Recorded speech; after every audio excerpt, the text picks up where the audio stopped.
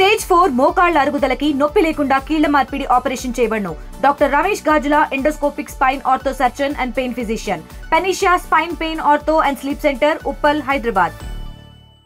కార్తీక మాసం ఏకాదశి పర్వదినాన్న కాశీబొగ్గ వెంకటేశ్వర స్వామి ఆలయంలో జరిగిన తొక్కిడిసలాటలో 10 మంది వరకు మృతి చెందారు. అయితే ఈ ఘటన ఈరోజు దేశవ్యాప్తంగా చర్చనీయాంశంగా మారినటువంటి పరిస్థితి కనిపిస్తున్నాయి. ప్రస్తుతం మనం చూసుకుంటే ఏదైతే వెంకటేశ్వర స్వామి దేవాలయం ఉందో దేవాలయం వరదైతే ప్రస్తుతం అయితే మనం ఇక్కడి నుంచి అయితే చూడొచ్చు. ఎందుకంటే మనం ఇక్కడి నుంచి చూపిస్తున్నాం, లోపలికైతే ఎవరిని కూడా ఎలా వచ్చినటువంటి పరిస్థితి కనిపిస్తున్నాయి. చుట్టూ కూడా బందోబస్తు పెట్టినటువంటి పరిస్థితి కనిపిస్తుంది. ఇలాంటి బందోబస్తే అదే నిన్న ఇటువంటి క్రౌడ్ రాక మునిపైతే పెట్టుంటే ఇటువంటి ప్రమాదం జరగకపోయినట్టు కూడా పలువురు చెప్పుకొచ్చిన పరిస్థితి కనిపిస్తూ ఉన్నాయి. ప్రస్తుతం చూసుకుంటే ఈ ఆలయాన్ని నిర్మించినటువంటి వ్యక్తి హరిముకుంద పాండా గారు. అయితే ప్రస్తుతం చూసుకుంటే ఈయన ఒరిస్సావాసి.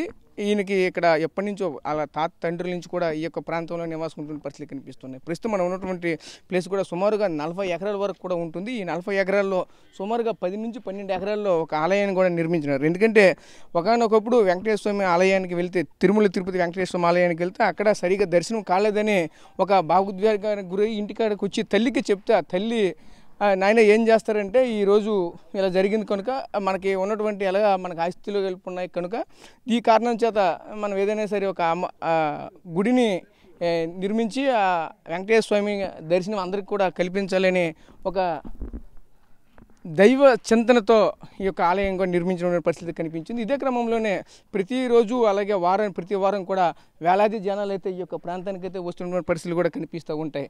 అయితే ప్రతి వారం కూడా సుమారుగా 2000 నుంచి 5000 వరకు కూడా ఈ యొక్క ఆలయాన్ని కూడా దర్శించుకునే నేపథ్యం అయితే కనిపిస్తుంది. ఇదే క్రమంలోనే ఇన్నాళ్ళనే ఇంతవరకు ఏ విధంగా జరిగేది అదే విధంగా కూడా భక్తులకి అయితే దర్శనం జరుగుతుందంటూ కూడా అనుకున్నారు. ఎవరికి కూడా ఈ విధంగా జరుగుతుందని ఎక్స్పెక్ట్ అయితే చేయలేదు. ఇటువంటి సంఘటనలో ఎంతటి ప్రమాదం అయితే చోటు చేసుకునే పరిస్థితి కనిపించాయి. ప్రస్తుతం మనమైతే ఏదైతే ఈ యొక్క ఆలయ ప్రాంగణం అయితే ఉందో ఆలయ ప్రాంగణం అవుట్ సైడ్ అయితే ఉన్నాం. ఇంకా 40 ఎకరాలు ఏదైతే ఉందో 40 ఎకరాల కొబ్బరి తోటలు ప్రస్తుతం ఈ యొక్క కొబ్బరి తోట అంతా కూడా ఆయిందే. అంటే ఎప్పటి నుంచో పూర్వకాలం నుంచే ఉన్నటువంటి ఈ యొక్క ఆస్తులు. ఈ కారణంగా ఆయన ఈ యొక్క ఆలయాన్ని కూడా దేవుడి మీద భక్తితో దేవుణ్ణి ప్రజల వద్దకి చేర్చాలనే ఒక ఆలోచనతో ఈ యొక్క మహత్తరకరమైనటువంటి కార్యక్రమాన్ని కూడా చేపట్టిన పరిస్థితి కనిపించాయి. ప్రస్తుతం అయితే మనమైతే చూడొచ్చు. మనతో పాటు హరిముకుంద పాండా గారు అయితే ఉన్నారు. ఆయనతో మాట్లాడే ప్రయత్నం కూడా చేద్దాం. స్వామి చెప్పండి, ఈరోజు ఎంతటి ఇబ్బందికరమైన వాతావరణం ఈరోజు దేశవ్యాప్తంగా కూడా చర్చనీయాంశంగా మారినటువంటి పరిస్థితులు కనిపిస్తూ ఉన్నాయి. చూస్తూ ఉంటే ఎప్పటికే పలువురు కూడా ఈ యొక్క ఆలయాన్ని చూస్తున్నారు. మీరేమిటంటే ఒకే ఉద్దేశం, భక్తులకి దేవుడికి మధ్య అనుసంధానం కలిగి, అంటే తిరుమల తిరుపతి దేవస్థానంలో చూసుకుంటే అంతా కూడా కమర్షియల్గా కనిపిస్తూ ఉంటుంది. ప్రతి ఒక్కరికి కూడా దర్శనం కావాలంటే డబ్బులు కట్టాలి. ఇక్కడ మీరు ఎవరు కూడా రూపాయి ఆశించకుండా ప్రతి వారం కూడా ఇక్కడ వచ్చినటువంటి పేద ప్రజలకు కూడా డబ్బులు పంచుతారు, వాళ్ళ యొక్క ఆర్థిక ఇబ్బందులు తీర్చుతారు అనేది ఇక్కడ వచ్చినటువంటి అందరూ కూడా చెప్పుకొస్తున్న నేపథ్యం అయితే కనిపిస్తుంది. ఇదంతా కూడా ఎలా చూడాలి, ఏంటిది? నేనే చూస్తాను. నేను ప్రతి వారం కళ్ళు లేని ఆడవాళ్ళకి 600 కేజీ గోధుమ పిండి, కేజీ బంగాళదుంపలు ఇస్తాను. ఇక్కడ అన్నం పెడతాను, మా ట్రాక్టర్ మీద అందరు రైల్వే స్టేషన్లో వదిలిస్తాను. ఇటు చాలా దూరం వైజాగ్, శ్రీకాకుళం, ఇటు కటక్, భువనేశ్వర్, బాలేశ్వర్ చాలా దూరం చూస్తారు.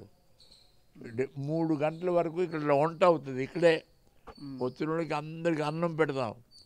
వచ్చిన వాళ్ళకి ఆడవాళ్ళకి కేజీ గోధుమ పిండి, కేజీ బంగాళదుంపలు, 600 నగదు ఇస్తాం. రోజు కాదు, సోమవారం ఎంత డబ్బులు, అన్నం అన్నీ ఇస్తాం. కళ్ళు లేని ఆడవాళ్ళకి, కళ్ళు లేని మగవాళ్ళకి 300. వాళ్ళకి గోధుమ పిండి ఏంటి ఓన్లీ 300. వాళ్ళు తాగుతారు. అందుకు డబ్బులు ఏంటేమో 300 ఇస్తాం. ఆడవాళ్ళకి 600 కిలో గోధుమ పిండి, కిలో బంగాళదుంపలు ఇస్తాం ప్రతి వారం. ఇంతటి మంచి కార్యక్రమం చేస్తూ ఉంటారు. నిన్న చూస్తే ఏకాదశి పర్వదినం, అది కాకుండా మరోవైపు కార్తీక మాసం. ఈ కాలంలో భక్తులు కూడా విపరీతంగా వచ్చిన పరిస్థితి కనిపించింది. మీరు ఊహించిన కంటే ఎక్కువగా వచ్చారు నిన్న. అనుకోని సంఘటన జరిగింది. ఈ సంఘటన పలువురు 10 రకాలుగా మాట్లాడుతున్నారు. దీన్ని ఏ విధంగా చూడాలి? అయ్యా, అవన్నీ అబద్ధాలు అయ్యా. ఇక్కడికి రేపు భక్తులు వస్తారు.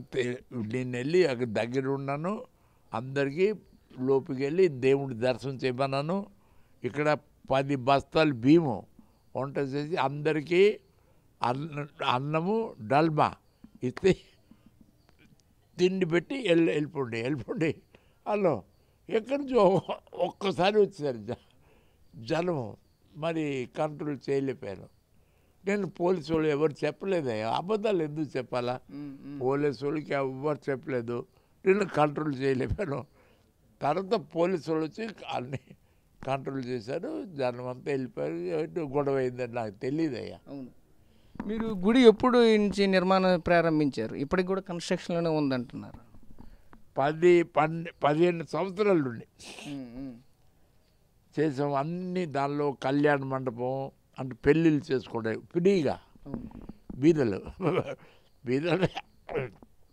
మంచి వాళ్ళు కూడా చేసుకో. తర్వాత అల్ల సత్తరు అన్నం తినడానికి, తర్వాత పంతుల కోసం ఇల్లు, ఇవన్నీ తయారు చేశానయ్యా. మరి ఈరోజు ఈ ఘటన జరిగిన తర్వాత దేవుడికి ధూపదీప నైవేద్యాలు ఏమైనా పెట్టారా? ఏదంటే ఈ ఘటన జరిగిన తర్వాత ఎవరు కూడా లోపలికి ఇప్పటికే చూస్తూ ఉంటే పోలీసులు అంతా కూడా పహారా కాస్తున్నారు, ఎవరిని కూడా లోపలికి వెళ్ళనివ్వట్లేదు. కనీసం లోపల దీపాల కన్నా పంతుల్ని లోపల పంపించారా? అవును, నేను వెళ్తానని వచ్చానయ్యా.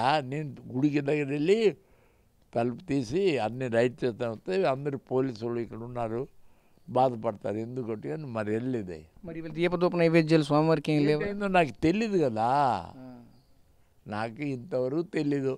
పోలీసులు చెప్పాను గుడి దగ్గర వెళ్తానంటే మా సార్కి అడుగు చేస్తాం అన్నారు, అంతే. ఇంతవరకు నాకు తెలియదు కదా, నేను ఎక్కడ వెళ్ళలేదు.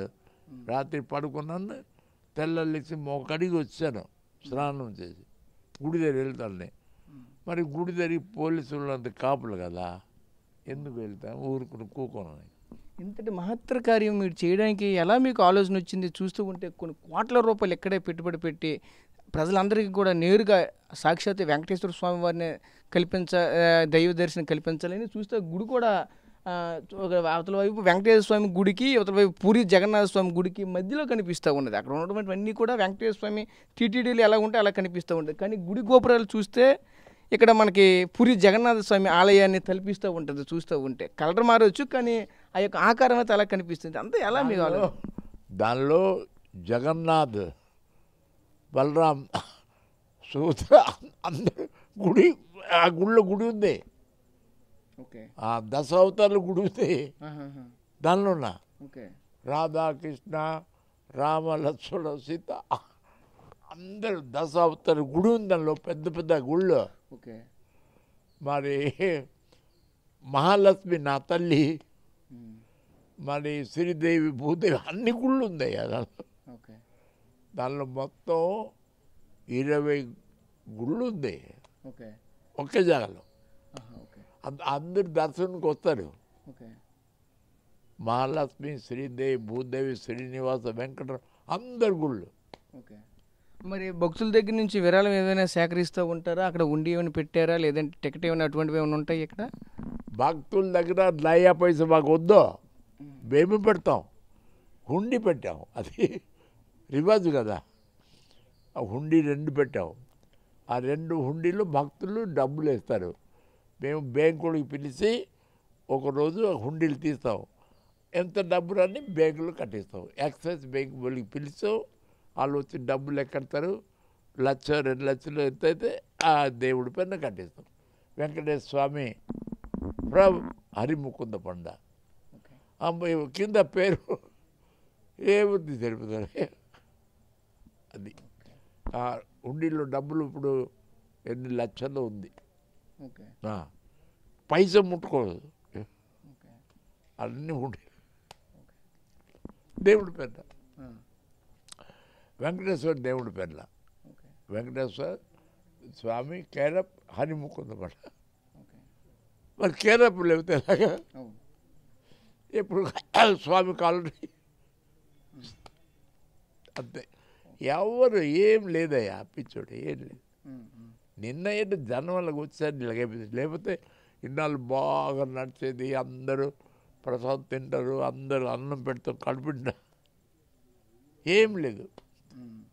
హాయిగా వెళ్ళింది. ఇప్పుడు నిన్న హైట్ అయిపోయింది పోయి. ఓకే, దానికి మనం చేయలేము కదా.